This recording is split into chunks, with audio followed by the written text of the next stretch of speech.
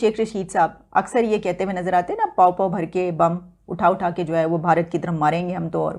और बल्कि ये भी कहा जाता है कि हमने ये जो बम बनाया है, एटमी बम, ये क्या हमने शबरात पर चलाने के लिए बनाया। बड़े आराम से धड़ल्ले से ऐसी स्टेटमेंट्स दी जाती रही थी और ये इसके ऊपर हम भी तनकीद करते थे और इंडिया की तरफ से तो बहुत ज़्यादा क्रिटिसाइज़ किया जाता था कि ये देखें ये तो इस तरह की बातें करते हैं कि बम उठा के हमारे पर मार देंगे।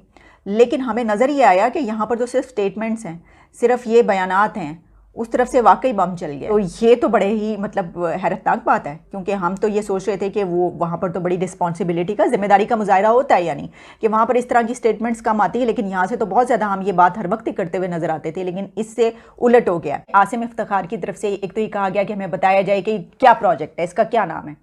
तो भाई अभी तक आपको पता ही नहीं चल सका। हम एटमी ताकत के हामिल मुल्क हैं, प्राउडली ये बोलते हैं कि हम एटॉमिक पावर हैं, हम न्यूक्लियर पावर हैं और हम दुनिया की नंबर 1 फौज हैं, और हमें ये अभी तक पता ही नहीं चल सका कि ये प्रोजेक्ट क्या है, ये सुपरसोनिक मिसाइल है, ये क्या है। कम से कम ये तो पता कर लेना चाहिए था अब तक। लेकिन ठीक है, उनका सवाल अगर पता कर भी लिया तो उनका सवाल ये बनता है कि भारत ये बताए कि ये क्या है। फिर उन्होंने ये भी कहा कि भारत हमें ये भी बताए कि इसकी स्पीड क्या है, इसकी जो वे ऑफ ट्रैवल है वो क्या था। कि मिस्टेकनली कोई मिसाइल चलता है और वो पाकिस्तान की तरफ ही आता है, ठीक है, और वो 100 किलोमीटर से ज़्यादा डिस्टेंस तय करके वो अंदर आता है, और इसके बाद भी भारत की तरफ से खामोशी रहती है। यानी कि 2-3 दिन भारत की तरफ से खामोशी रही। जब पाकिस्तान ने भी उसको इतनी देर के बाद देखा और फिर पाकिस्तान की तरफ से ये सवाल उठाया जाता है, जब प्रेस कॉन्फ्रेंस की जाती है, तो उसके बाद भारत की तरफ से जवाब आता है।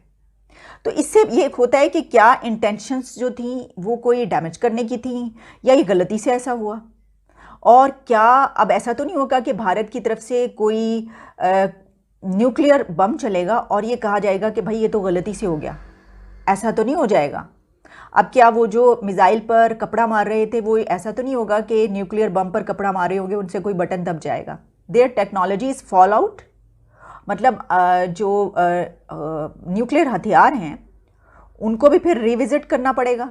देखिए, पहली बात, जिस तरीके से ये एक मिसाइल को जो लॉन्च हुआ, कहा गया कि गलती से लॉन्च हुआ, लॉन्च होने के बाद ये सीधा अपने एरिया में उड़ता है और उसके बाद फिर एक 90 डिग्री का जाविया बना के ये पाकिस्तान के एरिया में दाखिल हो जाता है और एक ख़ास जगह पे जाके, गालिबन जो इसका हदफ था, जहाँ पर और नीचे ज़मीन पे कोई ऐसी चीज़ नहीं थी, वहाँ पे जाके ये गिरता है और अपने आप को गिरने के बाद जाहिर है कि इसका जो असर है वहाँ पे नज़र आता है। तो ये प्री प्रोग्राम्ड, प्री प्लान्ड चीज़ होती है। जब आप मिसाइल लॉन्च करते हैं तो मिसाइल को प्री फीड कर देते हैं, आप अपने उसको प्री प्रोग्राम कर लेते हैं कि आपके मिसाइल इतना अरसा, इतना डायरेक्शन पहले जाएगा, इतनी देर तक, और उसके बाद अपना रुख बदलेगा।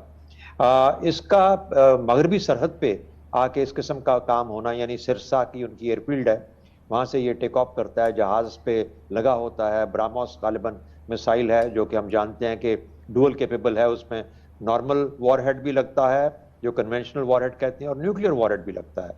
तो इन मिसाइलों का सबसे बड़ा खतरा ये होता है कि जब ये फायर किए जाते हैं या जब भी ये आए तो इनका ये समझ नहीं आती कि इसमें न्यूक्लियर वॉरहेड है या इसके अंदर कन्वेंशनल वॉरहेड है। लेकिन ऐसी गलती होती नहीं है, जहां पर कि इतना प्रिसाइजली जाके पूरा 90 डिग्री का जाविया बना के पाकिस्तान को पैगाम दिया गया कि ये हम कर सकते हैं, ये हमारी कैपेबिलिटी है।